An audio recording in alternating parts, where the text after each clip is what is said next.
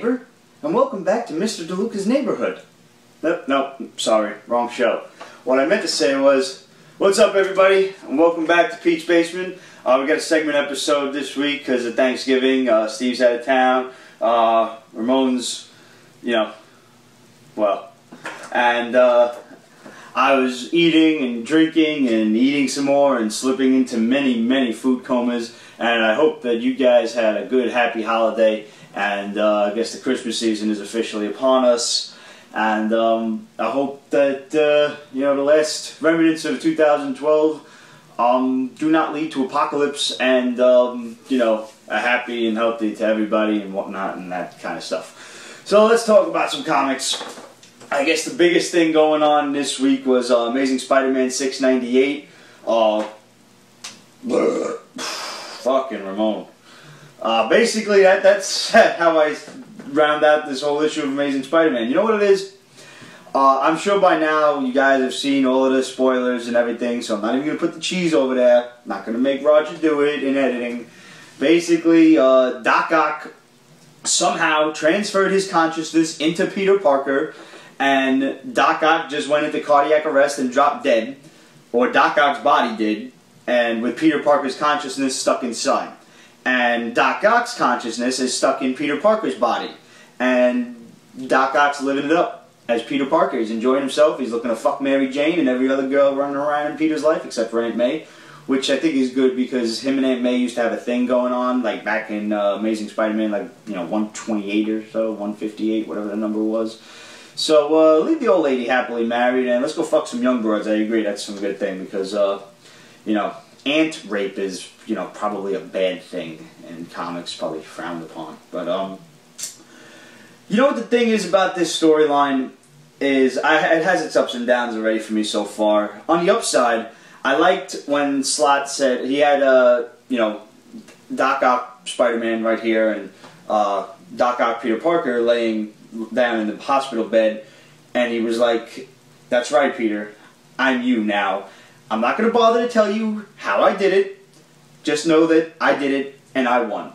So I'm glad that they didn't have to go into some whole scientific fucking babble bullshit about how he pulled this off, because it would have been completely made up and stupid, and somebody would have, probably me, would have complained about it, and it's like, oh, well, that can't obviously happen. It's a fucking comic book. Just, I like that they didn't bother to explain it. It's a fucking mad scientist. I did it. Fuck you, dude. You're dead, and I'm you now. And I'm going to live it up. And that part I liked.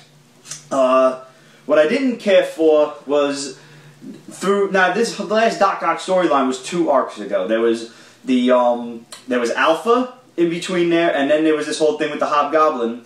And at no point did you even remotely see any kind of, nuance the difference in how Peter Parker was acting, which I think there should have been at least a little something to tell you that something was off. Some sort of lead-in.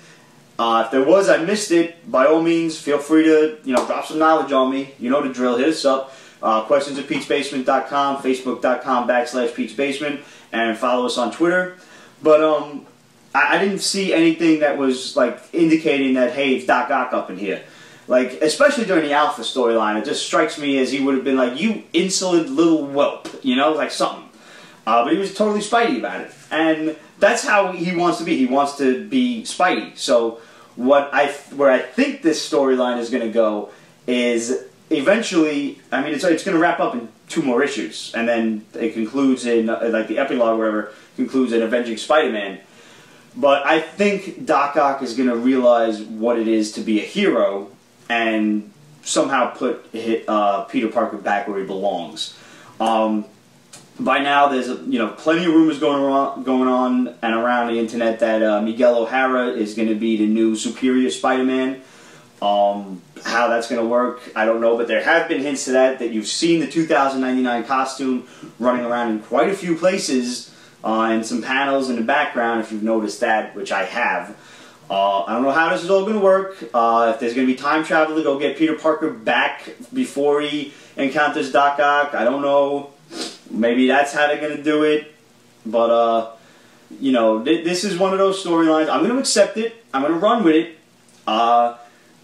you know, I'm not disliking it. I'm leery about it because this could end really, really awesome or really, really bad. And I know Slott has already said that he's going to have to go into hiding after this. And that, you know, going into hiding stands to reason that there's that kind of story. You know, like the ending has a thing that's going to fuck with everybody and nobody's going to like it. But that's not to say anything about the quality of the story itself. So, I got faith. I mean, I've liked Dan Slott's run so far. I've loved it. You know, there have been a couple of little trips here and there. But overall, I've liked it. So, let's see where this goes. It's only got 2 more issues before it wraps up. And 700 has like 9 jillion covers going on for the last issue of Amazing Spider-Man. How the fuck long? By the way, what's the over-under on how long it takes them to put fucking Amazing Spider-Man back to numbering like 701? I give it 2 years. 2 years, at best. But, so that's my take on ASM this week. Let's stick with Marvel Comics for now, because I didn't read up on any of my DCs that I planned to, so we'll get to that next week when the boys are over. But, yo, Marvel Now, did you guys check out any of those awesome Blueprint variant covers? I mean, they're too expensive, like $15, but they're really cool looking, you know? Like, I'm really hoping that they, you know, Marvel has a nice habit of putting all of those variant covers together into one, like, comic book / art book collection for, like, $4 or $5, so I'm looking forward to that, especially with all of these fucking really cute Scottie Young covers. If you're not already, follow Scottie on Twitter. He's an awesome artist. I don't know him personally, but I hope to meet him someday. He's a great artist. I love all of these cutesy little covers that make you just want to fucking punch a baby. I swear, they're so ridiculously cute. That being said, I did not really care for Captain America too much. I'm one to say Captain America should be fighting terrorists and shit, and I know he just got done fighting terrorists in the last of the, the Brubaker series that finished, and now it's a whole new thing, and I like that he's fighting Arnim Zola. Does he have to do it in another fucking dimension? Does he have to do it via a New York subway station that hasn't run for 100 years has the subway station even been around for 100 years? Yeah, it has. But nonetheless, there's a fucking 100-year subway station that hasn't run, and now it's mysteriously running, and S.H.I.E.L.D. is looking into it. Apparently it takes people to another dimension run by Arnim Zola. Really? I don't know. Captain America, I don't think should be jaunting around to other dimensions. That's just me. So I couldn't get into that. Indestructible Hulk #1. Now, I'm at a loss here because I don't know what the fuck happened with that whole Bruce Banner being the crazy one and the Hulk being the sane one storyline. Ramon and Steve told me I did not have to catch up on that because it sucked balls. I'm sorry, guys. Fucking hell. Shit. But anyway, yeah, so the boys told me that shit sucked, so I didn't bother to read it. But Indestructible Hulk is fucking awesome. Wow. And this always happens with the Hulk, man. I always like the first story arc and then goes to shit, which is exactly what happened last time when it went to one story arc that was awesome and then the second story arc blew fucking goats. But right now, it's cool. Bruce Banner goes to S.H.I.E.L.D. director Maria Hill and says, like, listen, I'm a brilliant dude like Tony Stark and Reed Richards. I can help, I can build stuff. And I can keep the Hulk in check for the most part. There are going to be times that I slip up. Obviously, I'm going to get pissed off at something. It's a sucky world. Maybe the mail is late. Maybe they ran out of cheddar cheese at the supermarket. Whatever happens, I'm going to Hulk out at some point. So, one particular line I liked was, don't think of the Hulk as an atomic bomb. Think of him as a cannon and aim him where you want to go. And he kind of uses this as a job interview where he goes after the Mad Thinker, which is why S.H.I.E.L.D. is in this town in the first place.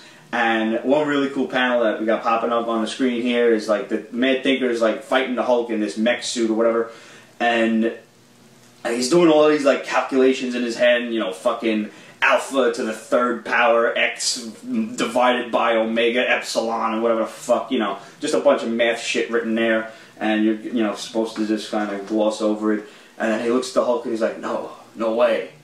Your strength is incalculable, and then he fucking Hulk and rips the mech apart, and then the whole building collapses. It was awesome. It was fucking awesome. And then Maria Hill is like, yeah, you're hired. I'd rather have you with us than against us. This is, let's just get the paperwork done. So, thoroughly enjoyed Indestructible Hulk. I'm going to stick around on that. Daredevil 20, real quick. This was, we thought it was the Spot, as this guy Coyote who's using the Spot's powers. Apparently he has the Spot held prisoner, and he's using his powers to sell slaves, human trafficking, or whatever kind of slavery you want, people without heads. So he's got like a little spot, black hole over the people's neck, and like a device attached to their head in a room where he's just keeping all the heads in a fucking pile. And he did this shit to Daredevil too. So Daredevil's body is running around in the cave looking for the device, and he shuts down the device. And you would think if the device shuts down, the black holes just shut down, and these people all of a sudden have severed heads. But no, it magically teleports their heads back on their bodies, and so now, you know, now all of these people want this guy's blood. They want to kill the Coyote, who is obviously not the Spot. He was holding the Spot prisoner. We don't know who Coyote is. But here's the thing about that, is they had a panel showing where all of these bodies were being used by, you know, fucking human traffickers, like I said, just sex rings and field work in some diamond mines and shit and whatever else. And he had the heads in a pile. So why would Daredevil's head teleport back onto his body, but all of their bodies teleported back to their heads into the headquarters? Why wouldn't their heads teleport back onto their bodies so those people are fucked all the way across the world? But now they're going after this dude to kill him, and Daredevil's got to fight these innocent, crazy people. That story kind of went downhill. I just liked when it was the Spot getting a fucking psychotic upgrade. I don't really know where, you know, where this is all going, but obviously I'm going to stick around it. I'm going to call this a hiccup in the storyline overall, and I'm still going to stick around on Daredevil because it's a really, really good title. Minimum Carnage Omega. Man, thank fucking God this story's over. This sucked, man. This fucking story was garbage. Stay the fuck away from it. Scarlet Spider was good. Venom was good. They put it together for a Carnage story that could have been great, and then they involved the microverse. Ugh, I can't, fucking, this shit isn't fit to wipe your ass with. It wasn't even entertaining. It was a struggle to get through. It involved characters you didn't give a fuck about. And then Carnage comes back for the last issue when Omega kills a bunch of people in Texas, and Kane uses that little spike that he's got in his wrist to fucking, you know, stab Cassidy in the brain. And the end result is now Cassidy's lobotomized, and the Carnage symbiote is, you know, more dangerous than ever because now the symbiote's in control. Who gives a fuck? They could have did that whole shit without the microverse, killed a bunch of people in Texas, and it would have been a thoroughly more entertaining story than anything that just fucking happened. The story sucked. It was 4 issues of complete nonsensical garbage.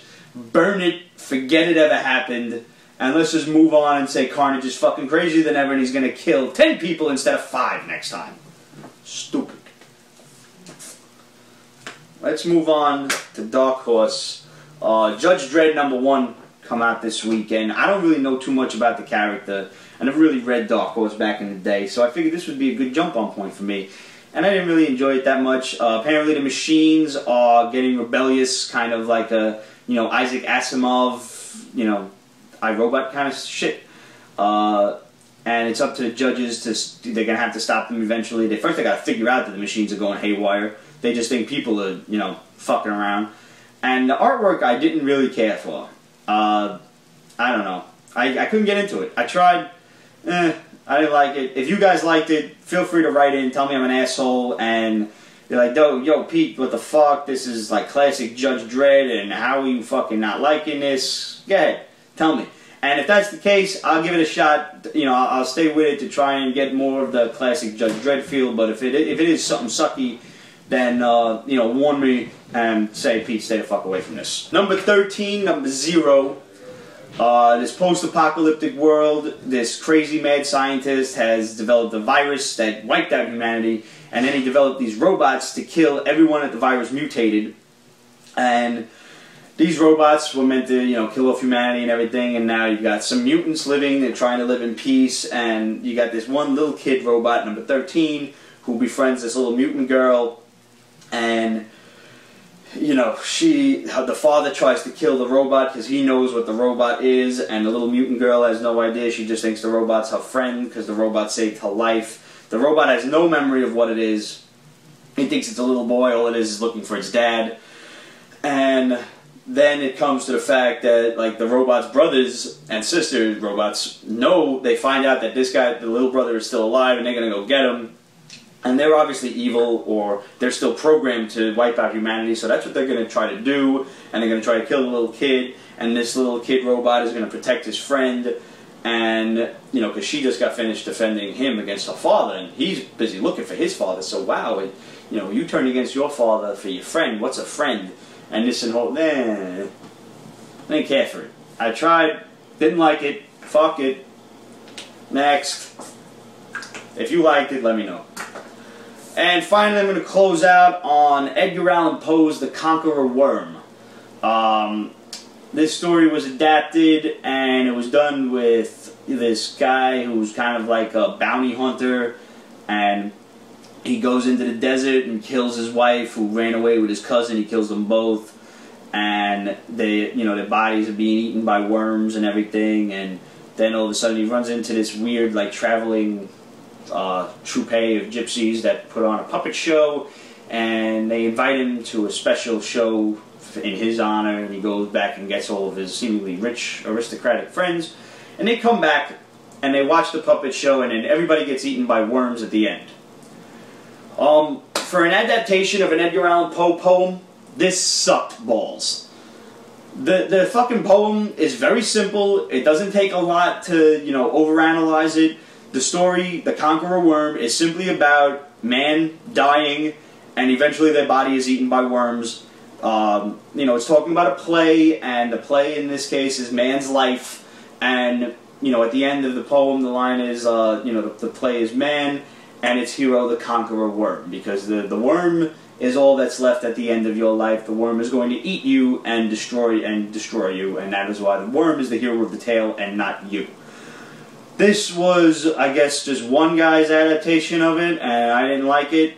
I'm a big Edgar Allan Poe fan, and you didn't do it right, sir. So, stay away from that. I know they're going to be adapting a couple of more crazy horror stories. Not sure how many of them are Poe, but I'm going to look into the rest of them, and I'm going to keep reading them, and hopefully I'm not going to keep disliking them. I hate to end this show, my segment, on a bad note, but like the last 5 books I just did not like. But overall, I'm going to stay with Amazing Spidey. I really liked Indestructible Hulk. I think that was my book of the week. I'm going to turn you over to the big guy and see what he's got to say. And we will see you all next week at the round table. Hope you had a happy Thanksgiving. Eat, drink, and may your food comas be pleasant ones. Good night, guys. Segments. Thanksgiving. Can't get into it. Got a lot of books to review. me. Yeah, alright, let's do this. First up, we have Dark Horse Baltimore to play. It's a one-shot. It's about a character called Lord Baltimore. This is not his first time around. He's had a few minis, and it's pretty much, he's a lord of an estate, and in a war, he scars a vampire. Vampire gets revenge. He's obsessed with killing him. That's it in a nutshell. It's not complicated. Crazy mayhem ensues. He's chasing him across Europe, and Europe is dying of the plague and everything like that. And it's really good stuff. This is a good jumping on point. I would highly recommend this series. The Baltimore books are pretty damn good. Next we have up Dark Horse Presents, and I just decided on a whim to get it, and it's really good. I like it. It was entertaining. Lots of stuff in this book. Variety of stuff in this damn book too. It's just crazy, and I really enjoyed it. It's can't review it all. It's a lot of short minis. It's awesome. It's just really good and well worth the money. And this is one of the reasons why. Number 13-0 came out from Dark Horse, obviously, and it's collection of some stories that were a storyline that was in Dark Horse Presents, and it's pretty damn interesting. It's I can't review it. You have to pick it up. It's good. If I tell you anything, it'll take away from it. It's not that complicated of a story, so if I review it, it'll just spoil it, and I would rather you just pick it up. DC Batwoman number 14. I like it, even though I'm really getting sick and tired of all these monsters she's dealing with and shit. But what's really getting to me is the art.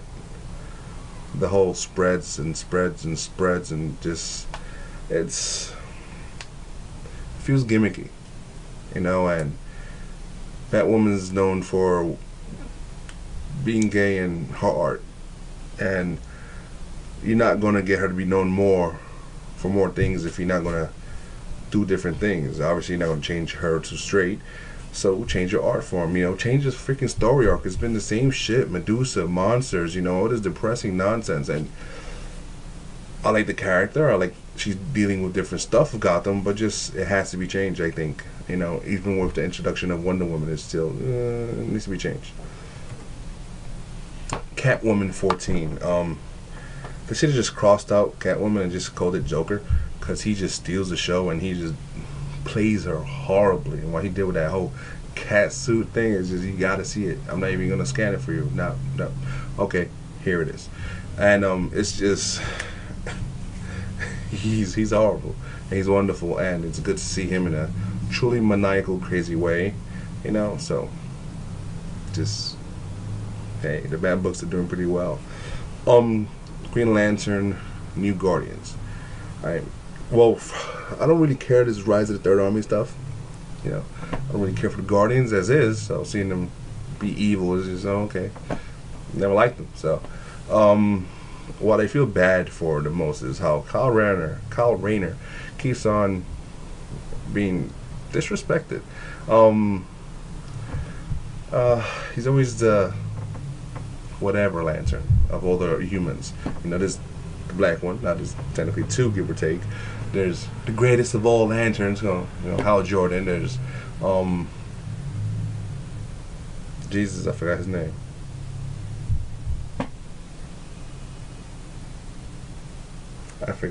Baltimore with the freaking jacket. Him, the hothead one. He's the hothead one. You know, he's the rebel one. And then there's him, the artist. I mean, you know, single-handedly brought back the Guardians and all that stuff. But whatever.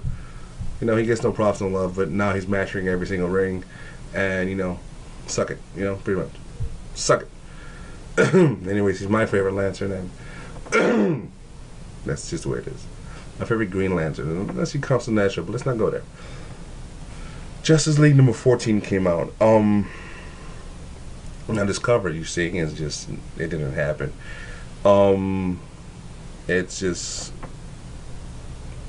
damn. Like, Cheetah's be really, she's different. She's actually taken off and bit Batman, infected him, and all this other stuff, and this whole aspect that they're dealing with, and you know, Wonder Woman's still like kind of sort of into him and all that stuff, and that gets, you know, looked into more, and but the story itself almost gives off a vibe like the Young Justice cartoon that was on. You know, there's some secret happening, and I don't know. So it's good. I like it. It's, the art's good, the writing's good, and the Shazam backstory, Black Adam, is just badass. That's actually better than the book, but that just means it's that much better. It's just good. Yeah, just forget about it. Next we have Nightwing 14.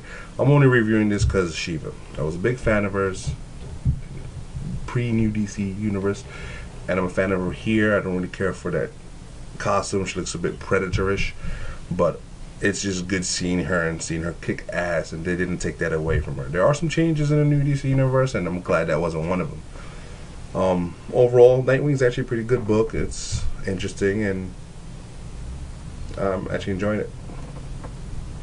Red Hood and the Outlaws. It's kind of like a guilty pleasure book. Let's be real. It's just kind of zany. A half-naked chick. She screws everybody in the group, and it's just, it is what it is.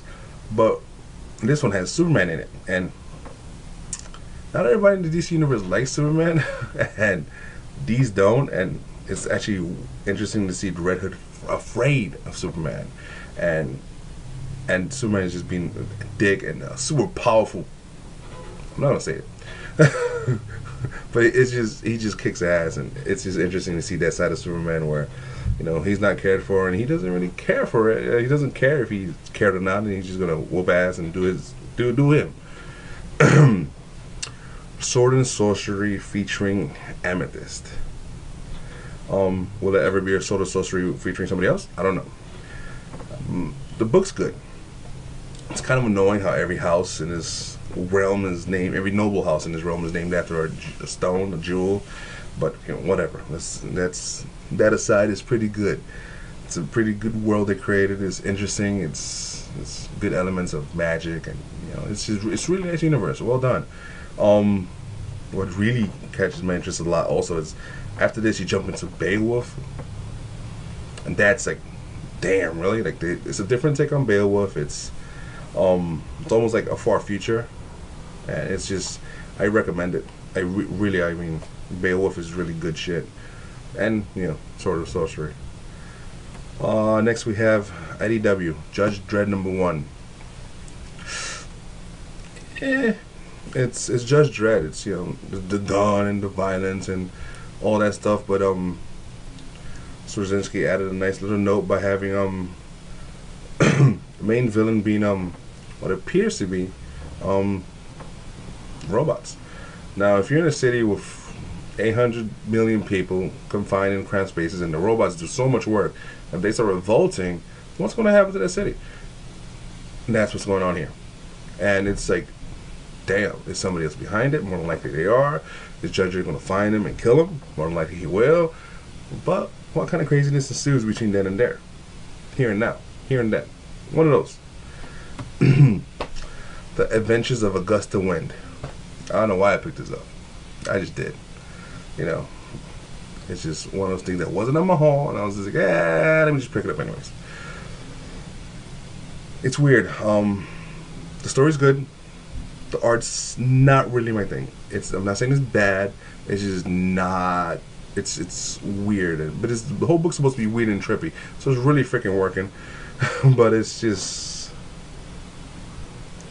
aggravating sometimes. I will be picking up #2. It's not that aggravating, but I don't know. It's just trippy and weird names and stuff like that. It's like, whoa. Next up we have Image's Clone. Pete, I said clone. Okay. Imagine one day you wake up next to your pregnant wife, yada yada. You building a crib for her, and she goes off to the doctor, and you're still there in the kitchen getting dressed to go to work, and boom, your clone walks in, bleeding, and no, was it? Yeah, and, you know, it's telling you, get help, get your wife, they're after you. That's how this thing starts. It's pretty damn good. There are clones of this guy out there, or he's a clone, and it's just mayhem ensues, and it's pretty good. The art's really, like, it's really busy. It's really, like, do detail into every little thing. There's, like, there's no wasted space in this damn thing.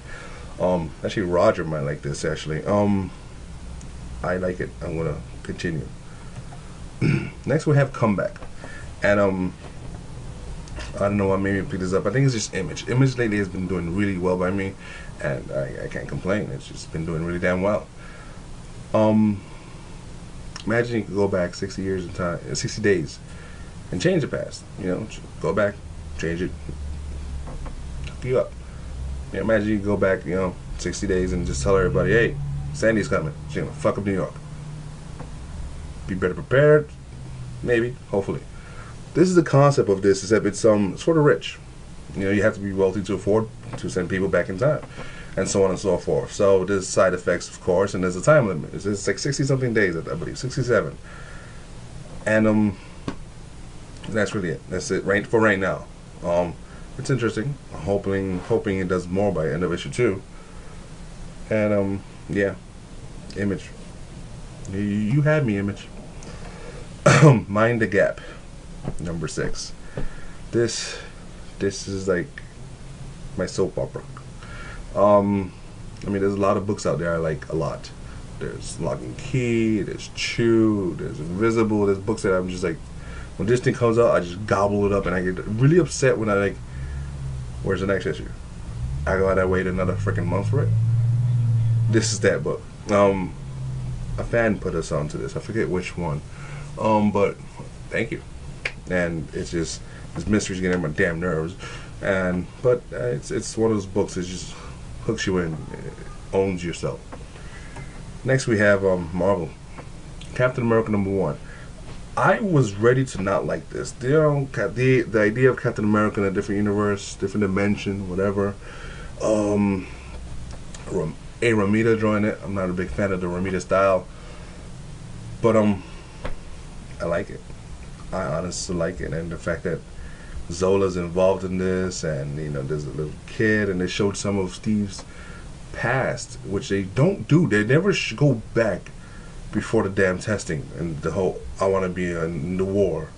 It's always from there on, and this is his dad, the dick, and his mom's a tough woman that just stood up for her rights and took the smacks that came with it. It's just, it's good. I like it. I go you, Rick Remender. Indestructible Hulk #1. Okay. My one complaint is that this should have been called Hulk Agents of S.H.I.E.L.D. This is hot. I like this. If it continues along this path, this could really work. Hulk working for S.H.I.E.L.D. and Bruce Banner working for S.H.I.E.L.D. and it's just awesome. Like, you know, like it's just, she got Hulk started and all you see is like a plank. She's about to snuff Bruce Banner with a plank, and just I like it. It's surprisingly good. I would even go so far as saying book of the week. So yeah, I'm obviously gonna get #2. Speaking of #2s, no more poop jokes. I mean, seriously, that last poop joke with that show, like, it wasn't even a joke. I was just saying it, and a lot of you was like that. Kind of worries me about my fans. But anyways, Iron Man #2. I love Land's art. I do. Not in this. It's very posy, and no, the book itself was okay. It was good, nice fight scenes and everything like that. But it's always going to be the same thing. Somebody building tech, you know. And last show I said it, and I'll say it again. I think Iron Man should go into space. He should just go into space, join a team, join the Guardians of the Galaxy, something. Just leave, you know, go away and learn what it is to get his ass whooped. Learn new technologies. Learn where he isn't Mr. Smart Playboy and he can't buy his way or invent his way out of trouble. He just has to use muscle and grit. And Iron Man needs that because his whole Playboy thing is getting on my nerves already. And after that whole Voltron thing he pulled off against the Phoenix Force, yeah, whatever. Don't get me started. Valiant Harbinger #6. This is actually a jump-on point. The main character is in a horrible condition.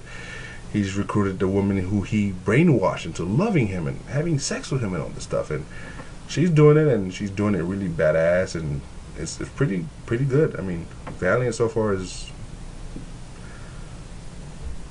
yeah, all the books, all good.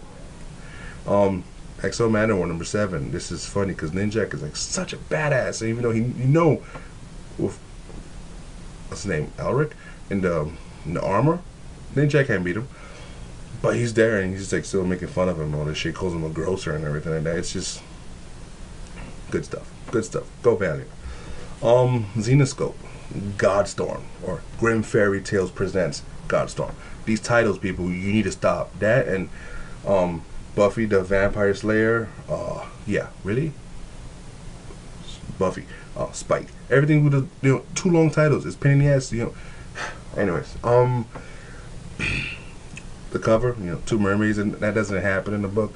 But that aside, the book's pretty good. Zeus's sons and children are like mobilizing and learning who they are and all this stuff, and it's building up to something. And so far, there's no dominant presence of anything from Grim Fairy Tales universe, like the librarian and all those other things yet. I'm hoping they stay out of it because I think having a universe too connected is limiting. Anyways, that's it. I'm out. Peace.